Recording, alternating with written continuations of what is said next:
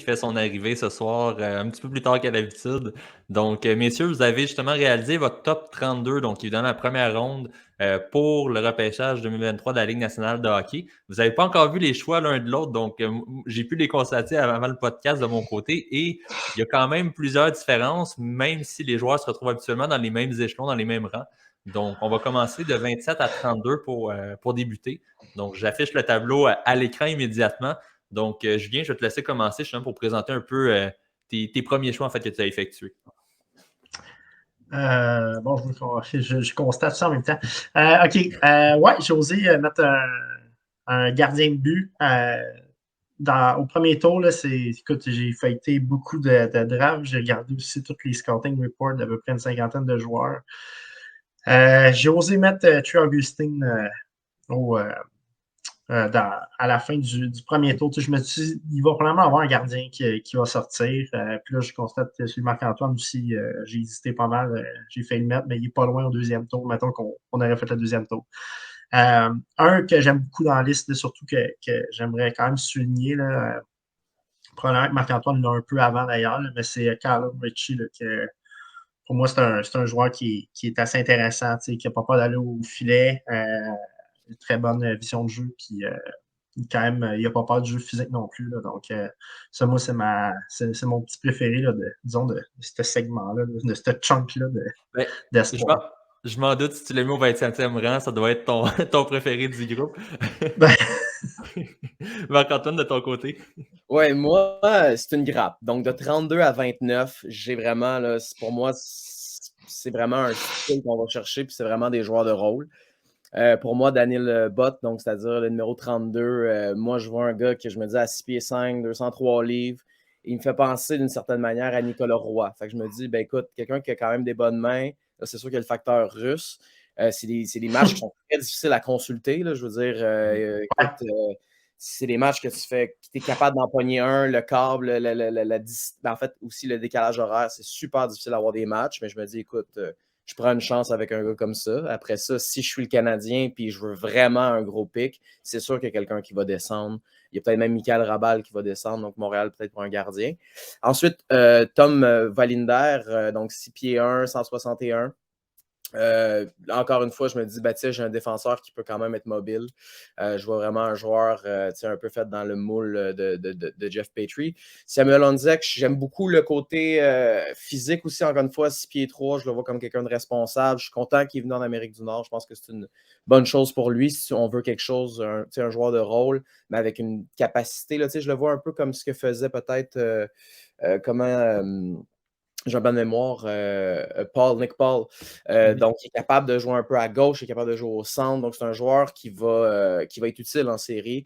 David Renbacher, qu'on a vu au championnat mondial. Encore une fois, moi, je vois un défenseur qui n'a pas beaucoup d'upside offensif.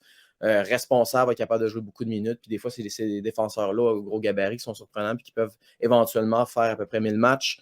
Michael Rabal, boîte à surprise, les gardiens, règle générale, on ne sait pas. Ouais. 4e ronde, 5e ronde, 7e ronde. Fait que ça vaut aussi la peine d'en prendre un en première ronde, c'est pas une question. Mais il y a quelque chose, il y a quelque chose chez Rabal que j'aime beaucoup. Il était le fun.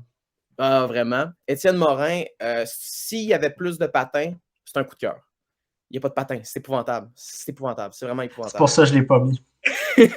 J'ai pas osé le mettre, mais c'est vrai qu'il y a des beaux upsides. Ben, ce qui nous a, c'est plate, parce que, justement, c'est plate qu'au championnat junior, on n'a pas eu les Russes. Ça nous enlève, c'est quand même une visibilité. Puis c'est surtout, en fait, les comparer justement avec les autres pas mal bons espoirs. Ça nous enlève quand même une grosse chunk, doublé du fait que, justement, c'est pas facile d'écouter des matchs russes, probablement, qu'il y a peut-être des espoirs qu'on n'a même pas sur notre radar dans les 3 premiers tours qu'ils vont être très bons. C'est ça qui est un peu décevant là, pour cette année, mais on comprend les circonstances. Ouais. Mais tu sais, mettons, Gouliaïev, il a joué dans les 3 ligues russes. Fait que là, mais qu'est-ce que ça vaut, là? Puis des fois, c'est comparé à des joueurs juniors canadiens. Tout le monde joue sur le modèle nord-américain. Fait que c'est pour ça que des fois, j'ai des joueurs, c'est un gros point d'interrogation. Puis là, on dirait que de faire cet exercice-là, ça te met un peu dans la peau des scouts de faire OK, on va essayer ça. Puis tu sais, des joueurs qui explosent en 3e, 4e ronde. S'ils ne sont pas juniors canadiens, je comprends. S'ils sont juniors canadiens, ben, des fois, tout s'explique. Là. Mais des fois, c'est pour ça que c'est un petit peu plus surprenant des joueurs européens. Tu fais, mais c'est sûr, c'est difficile à comparer. Là, ouais. On va passer en fait de 21 à 26 maintenant en fait pour vos choix. Donc je reviens avec le tableau ici. Encore une fois, des choix différents. Les noms vont se retrouver un peu partout. Tantôt, tu as parlé Julien Callum Ritchie. Marc-Antoine, toi de ton côté, tu l'as mis 21, donc un petit peu plus haut justement dans ta liste. Ouais, je suis pas surpris. Ouais, écoute, c'est-tu un joueur que j'ai un gros coup de cœur? Je ferais des appels pour monter, pour descendre? Pas vraiment nécessairement. Mais en même temps, je me dis, t'en as besoin de joueurs comme ça. Puis des fois, ça vient par le marché des échanges. Puis c'est toujours le fun d'avoir un gars comme ça dans son pipeline. Si on va avec, mettons en ordre, Bradley Nadeau, écoute, ça, c'est un joueur que je me dis, j'aurais pu le mettre plus haut, mais je ne crois pas assez en son upside. Puis des fois, ces joueurs-là qu'on peut dire recycler, il peut-tu se recycler en autre chose? Pas vraiment. Je vois un gars qui c'est peut-être même un tweener, là, un peu ce qu'on disait de Dumais. Donc, c'est un joueur que quand il est au niveau en dessous, ben, il est excellent. D'ailleurs, il a joué pour la même équipe là, que les V's de Pentington, donc dans la BCHL. C'est la même équipe que jouait Tyson Jost, qui a tout arraché, un peu comme lui. C'est vraiment beaucoup de points. Mais de ce que je vois de lui, je me dis, écoute, est-ce qu'il domine parce qu'il joue dans un niveau inférieur? Est-ce qu'il domine? Bon, c'est encore une fois des points d'interrogation. Gabriel Perrault, je ne sais pas s'il va être capable de... Si on veut un petit peu un upside, là, fin de ronde, c'est pas impossible. Mais encore une fois, quand tu joues pour le programme américain, tout le monde est bon. Tout le monde est bon. Les joueurs de quatrième ligne sont excellents. Là. Donc, c'est toujours difficile. En plus, des fois, ils jouent j'ai déjà vu jouer des présences avec Will Smith.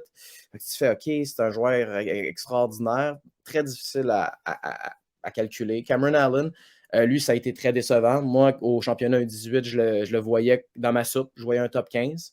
Puis là, tout au courant de la saison, je ne vois plus le même défenseur. Là. C'est comme si je vois Commissarek en fin de carrière, là, alors que moi, je voyais l'opportunité pour un top 4. Là. Je ne comprenais plus ce que je voyais. Je n'ai pas les éléments médicaux, je n'ai pas les éléments psychologiques, j'ai rien de tout ça. Je regarde juste les joueurs sur la patinoire, puis je ne peux pas dire que je suis heureux de voir ce qu'il fait. Oliver Moore, encore une fois, du programme américain. J'adore son patin. À 5 pions, je me demande où il peut fitter. C'est un gars de milieu d'alignement pour moi. Lukas Dragicevic, c'est vraiment pas un beau patineur, c'est épouvantable, mais il est efficace. Donc, tu sais, mais en même temps, j'aime beaucoup ce que je vois offensivement. Je trouve qu'il tire l'équipe. J'ai vraiment hâte de le voir demain, d'ailleurs. Donc, bleu, pas bleu, mais blanc contre rouge. Donc, vraiment dans la CHL. Là, donc, on fait deux équipes, puis ils vont jouer contre. Voilà.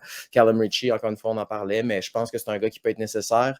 Je le vois jouer au centre, je le vois jouer à l'aile, mais malheureusement, j'ai l'impression qu'il ne peut pas percer un top 6. Fait que c'est pour ça que je ne peux pas le mettre plus haut que 21. Ton côté, Julien, tu y vas déjà justement avec Étienne Gauthier au 25e rang, donc tu le mets un ouais, je sais pas, j'ai trouvé spécial quand même qu'il soit aussi haut de plusieurs drafts. Ben, tu sais, c'est pas un mauvais joueur là, du tout. Mais tu sais, il est comme. Il est bon partout, puis il n'est pas extraordinaire nulle part. Ça me fait un peu penser à.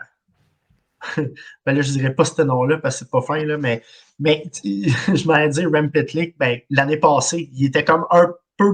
Il se débrouillait dans tout, mais il n'était pas extraordinaire dans tout. Mais bon, c'est pas Rem Pitlick, là, mais j'espère pour lui, en tout cas. Mais tu sais, c'est exactement en bas de classement, comme Marc-Antoine, tu vois. C'est pas nécessairement les top 6. Là. C'est des. Bon, on ne sait pas trop. Otto Steinberg, lui, bon, vitesse, transition, mais son hockey sense, c'est pas nécessairement sa force. Matthew Wood, il manque de vitesse, lui. Honnêtement, c'est tellement dur à évaluer à ce stade-là. Moi, après même, je te dirais, après 10-11, après le 11e tour, là, honnêtement, c'était du souple. Là, puis, d'avoir fait l'exercice aussi profondément cette année, ça me fait rendre compte que justement, c'est pas si facile que ça pour des scouts. Là. Honnêtement, il doit y avoir des discussions. Puis c'est pas pour rien. Romanov, il était listé comme beaucoup plus loin, 3e, 4e ronde. Il est sorti en 2e. Tout le monde se demandait que c'est ça. Mais finalement, ben oui.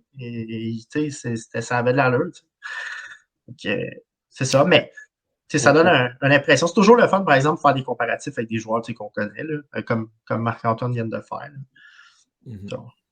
Mais au final, c'est ça, c'est là qu'on voit à quel point c'est important d'avoir une bonne équipe de recrutement et aussi qui est diversifiée dans différents secteurs, justement, pour essayer de trouver les perles rares un peu partout.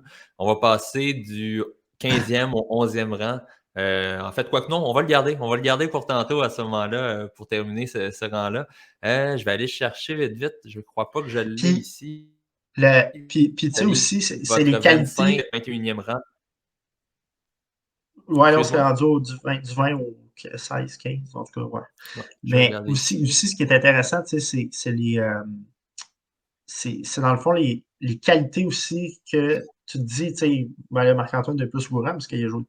Mais, mais tu sais, dans le fond, les qualités de joueurs qui se transposent plus facilement dans la Ligue nationale. Tu sais, des forces, on parle du hockey IQ, de la vitesse d'exécution.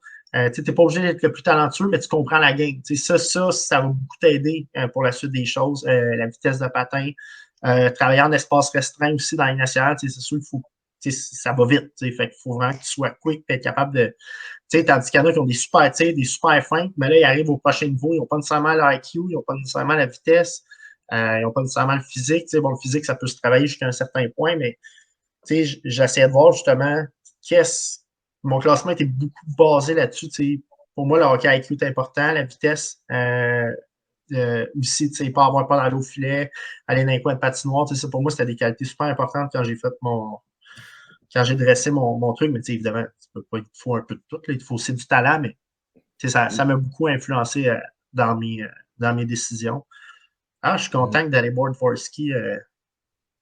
Il n'était pas Ouais, si haut que Exact. ça. Ben, vous l'aviez, c'est ça, aux alentours du même rang. Je vais te laisser commencer, justement, Julien, avec ton 20 à 16. Donc, justement, tu as expliqué un peu tes choix de ce côté-là. Tu as Oliver Bunk aussi que tu as mis assez haut de ton côté. Ouais. Ouais, Oliver Bunk, honnêtement, c'est un bon défenseur, pas flashy, mais qui va être super efficace, qui va donner son 100% à toutes les games. Évidemment, là, je ne dis pas qu'il est aussi talentueux, puis aussi comme leader que le nom que je vais nommer, mais tu sais, lui, il fait une job, il va bien la faire, il se donne, puis je pense que c'est un gars intelligent. Je dis Caden Goulet, je parle dans son approche du match. Là, je dis pas qu'il est bon, il va devenir bon comme Caden Goulet, mais ça me fait un peu penser dans le style de. Euh, bon, Tom Willander, que justement Marc-Antoine a mis, puis ça, encore là, c'est ça. C'est supposé être un two-way, un peu dans le sens de Petrie, un bon physique, une bonne vitesse. Ça reste à voir sa prise de décision aussi quand justement on vient sur lui. C'est aussi difficile des fois pour les défenseurs européens qui arrivent ici. Justement, là, la patinoire n'est pas faite pareil. Le temps de réaction, l'espace. Donc, on l'a vu avec Norlander, qui était quelqu'un de mobile, qui était capable de partir avec la rondelle, puis se frayer un chemin dans la Ligue nationale, puis dans la Ligue américaine, il n'est plus capable parce qu'il n'y a pas l'espace qu'il y avait, puis là, ça ne marche plus. Cohen Zimmer, c'est ça, c'est un nord-sud, bon physique, bon en protection de rondelle. On dit quand même qu'il y a un bas qui sense, donc il y a un nord-sud. Dalibor Dvorsky, c'est un bon hockey IQ. Les petits flags qu'il y a sur lui, c'est qu'il y a la misère un peu avec le pace de la game des fois. Fait que, je me dis que ça, c'est quand même un gros red flag pour éventuellement monter dans la Ligue nationale. Puis Nate Danielson, ben, lui, c'est un two-way, un centre vraiment là, qui va être bon dans les deux sens de la patinoire, avec un bon hockey IQ. Il n'y a pas nécessairement toutes les bonnes. Il n'y a pas les meilleures aptitudes individuelles, mais c'est un gars qui comprend la game. Pour moi, c'était vraiment important de mettre ces joueurs-là au premier rang. Je pense que c'est eux qui ont le plus de chances de se rendre en Ligue nationale, du moins de faire un top 9 à tout le moins. Là, quand tu repêches un joueur de premier tour, tu espères au moins qu'il soit top 9, là, pas nécessairement top 6 ou élite, là, mais tu espères au moins que ça fasse un top 9 de la Ligue nationale. Fait que je suis plus allé là-dedans, mais il y a il y a des shots probablement au deuxième tour qui peuvent être plus payantes que ce que moi j'ai mis là. Mm-hmm. Ton côté, Marc-Antoine, aussi, tu y allais avec Dvorsky, je suis au 19e rang, donc vous êtes dans les mêmes eaux, mais de reculer un peu par rapport à certaines listes, exemple, de certains recruteurs qui le mettaient quand même pas mal plus haut. Là. Oui, vraiment. Mais tu sais, moi, ce qui m'intéresse, c'est de savoir, en série, quand on va avoir une bonne équipe, on va vouloir gagner la Coupe Stanley, ben, c'est qui que ça me prend. Puis moi, Dalibor Dvorsky, je vois un gars qui est effacé par moment. Je vois un gars qui, tu sais, Kent Hughes disait, moi, je veux un joueur qui pense la game vite. Et pour moi, Dalibor Dvorsky, c'est pas ce gars-là. C'est un gars que j'ai vu disparaître souvent. On me vantait des qualités que je n'étais pas capable de voir. J'essayais, là, puis j'étais de bonne foi, puis je voyais pas ça. Puis c'est un centre aussi, là. Fait que qu'est-ce qu'on fait avec ça? C'est-tu ton premier centre, si tu veux gagner la Coupe Stanley, là? Non, pas pour moi. OK, bon, OK, c'est-tu ton deuxième centre? Ah, peut-être, mais pas sûr, tu sais. Après ça, en Amérique du Nord, un deuxième centre, c'est pas rien, là, tu sais. Philippe Danault, qui était bon dans les deux sens de la patinoire, écoute, il est rendu à 30 ans, puis on est capable de le qualifier, puis c'est difficile, puis es-tu capable de jouer, es-tu pas capable? Donc, je trouve que le chemin est long pour peu d'upside pour moi. Là. Écoute, moi, c'est pas des farces, là. Je vois un mélange entre Tolvanen au niveau du lancer, parce que c'est vrai qu'il y a tout un lancer, mais c'est un lancer qui utilise sur l'avantage numérique. Fait que je vois un spécialiste un peu comme Tolvanen, puis le reste de l'ensemble de son jeu, je vois Scott Laughton. Fait que je peux pas mettre ce gars-là ailleurs que 19, là, tu sais. En tout cas, pour moi. Non, d'accord. Sinon, dans tes autres choix, justement, tu avais, toi, de ton côté, Gauthier arrive au 17e rang, donc un petit peu plus tôt que Julien à ce moment-là. Oui, exact. Moi, ça me fait de la peine parce que je l'adore. Étant Gauthier, c'est vraiment un choix que j'adore. Puis écoute, je me croise les doigts pour lui. S'il peut avoir le frame de son père là, à 6 pieds 3, là, on discute d'autres choses. On parle de. Parce qu'il y a le style du power forward, mais à 5 pieds 11, 176 livres. Et habituellement, la génétique fait qu'on ressemble à nos parents. Et s'il peut arriver à 6 pieds 3, wow! Et c'est surtout que c'est un compétiteur. Et j'ai vu des matchs où Phoenix se faisait déclasser puis continuait à compétitionner comme si sa vie était en jeu. Là. Je vois vraiment un joueur avec l'énergie, de la fougue. J'ai vu quand même des bonnes mains. C'est pas nécessairement les meilleures mains, c'est pas nécessairement le meilleur lancé. Fait qu'il manque ce côté élite, mais ce chien-là qu'il a, moi, ça m'a beaucoup impressionné. Puis quand c'était justement le championnat U20, puis que tout le monde est parti, là, Spacek, Heinz, Roy, ben, ça a été le meilleur pointeur de son équipe. Fait que je me dis que c'est pas. Des fois, on peut bénéficier de jouer avec une équipe, mais des fois, ça peut être un couteau à double tranchant. Je passerais peut-être vite aussi Crystal. Pour moi, Crystal, s'il y a du patin, c'est un top 5-10. Et que là, je le vois vraiment comme un tweener. Fait que ça, c'est une boîte à surprise. L'équipe qui le repêche vont peut-être avoir Johnny Gaudreau ou un gars qui ne jouera jamais dans la Ligue nationale et aura peut-être une grosse carrière dans la KHL. Ouais, pour moi, c'est difficile. Ça serait à voir. Ben, c'est ça la beauté du repêchage. Donc, des fois, il y a des coups qui sortent de loin. On peut le penser aux Stars, justement, avec leurs 3 joueurs repêchés en 2017. Donc, on ne peut pas s'attendre à ce qu'ils deviennent des aussi grosses étoiles que ça dans le monde du hockey. Mais évidemment, il y a aussi des mauvais coups qui se font au cours du premier tour.